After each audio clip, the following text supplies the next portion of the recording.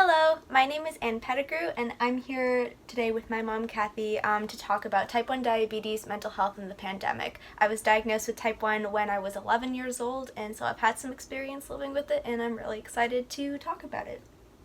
Yep, and I'm Anne's mom, Cathy, and I'm going to give you some insight into life as a caregiver and how the pandemic has affected my life and my life in relation to Anne. So here we go. Question number 1. COVID-19 has been challenging for everyone. How has living with type 1 diabetes during this pandemic changed how you manage your type 1 diabetes?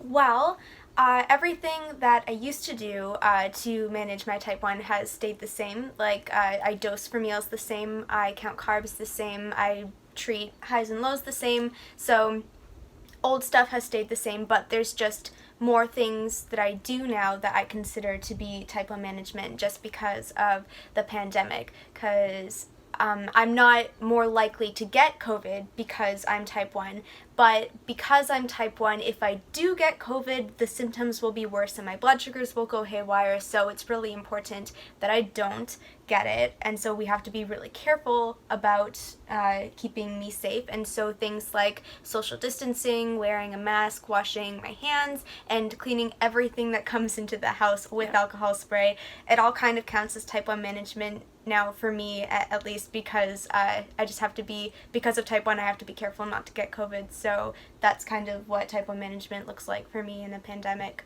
Yeah, and it's like with any illness, we always have to be a little bit more careful because we know that even if it's just a simple cold, it can send your blood sugars, either skyrocketing or really low, and so we don't want to have to, deal with that. We totally can. So that's one thing that we want to be clear about, but why do it if you don't need to? Yeah. Question 2. How has your role as a caregiver and loved one been impacted by the pandemic? Right, 2 ways. Okay, first of all, I have to say I'm really thankful and lucky because you are in really great control of your diabetes, so your father and I don't have to do very much to support that. But one way I know we've been talking about lately is that sense of isolation that you've been feeling, in addition to the isolation that we're all feeling with COVID, but you seeing yourself or not seeing yourself represented out in the world, in literature and media. People don't really understand type 1, and so that's a personal sense of isolation I think that you're feeling. And that's really hard for me as a parent to watch because I can't fix it, right? Number 2 is just the whole issue of keeping you safe. And that's something that, we consider in everything we do. And so we're just, got to take a step back and just, calmly say, okay, are we doing the best we can? And just keep doing it. So, those 2 things have kind of affected us and become more heightened with COVID. But I think that if we all realize we're living in a moment in time, we're going to get through it together, we'll be okay. Yeah, well said.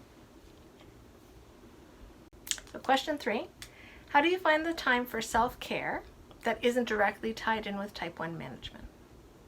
Okay. Well, how do I find the time? Well, I think it's not really for me about finding the time. It's more about making the time because, you find the time to do things that you would like to do, but you don't really need to do. But you need to make time for things that are really important. Yes. And self-care is really important. In general, it looks different to everyone because everyone has, their own problems and their own things that they're going through. But for me specifically, I know that if I didn't make the time to make sure that I'm doing the things that I need to do, if I'm not taking care of myself, then I'm not gonna be of any use to anyone. I won't really be able to do anything meaningful or anything effective or successful, and so if I can't do the things that I love to do, then I won't be happy, and so it's important for me to make time to ensure that I can continue to do the things that I love. Tell them what you love. I love so many things. I love advocacy, I love writing, I love music, I love reading, I love volunteering, I love so many things, and so because I love to do so many things, I have to make sure that I've got the mental space for everything, so self-care is really important. Okay, so we both answer this. So what would you like the type 1 community to know about prioritizing their emotional health and well-being? Do you want to go first, or do you want me to go first? You go. Okay, well, I think the important thing to keep in mind when you're thinking about prioritizing your, like, emotional and mental health is that that stuff is important, and so you do have to stay on top of it, because type 1 definitely is a thing that's always on the mind. I read somewhere that type 1 diabetics make like 180 extra decisions based on type 1 every day. Like, it's something that you're always thinking about, and so of course that has like it has a mental aspect. Of course, like, it does. Yeah, so you have to make sure that you're prioritizing taking care of that, and you have to make sure that you're asking for help if you need it, because it is important to access help if it's necessary, because it is available. There are places where you can get it, and there are people who will, like, take your hand if you reach out, but you have to reach out first. So, and that can be hard. Yeah. Especially if you're low, right? And I think as a parent or caregiver... I thought you were talking about low blood sugar. No, low blood sugar. This is always a double meaning. Yeah. But as a parent or caregiver, I think we need to honor the feelings of isolation and frustration that you're feeling, and not, say, like, dismiss it. We have to honor it for sure and accept it, and also our own feelings, because I got to be honest, like, living beside you, it hurts me to see you hurt.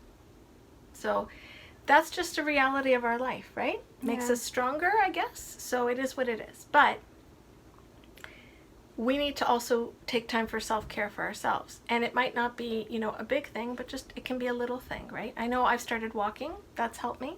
I belong to Facebook groups for parents of type 1, and that's a great source of, information and venting and all that. Everybody's got something, but you need to put those supports in place, because you do have to accept and honor, the low moments, emotional.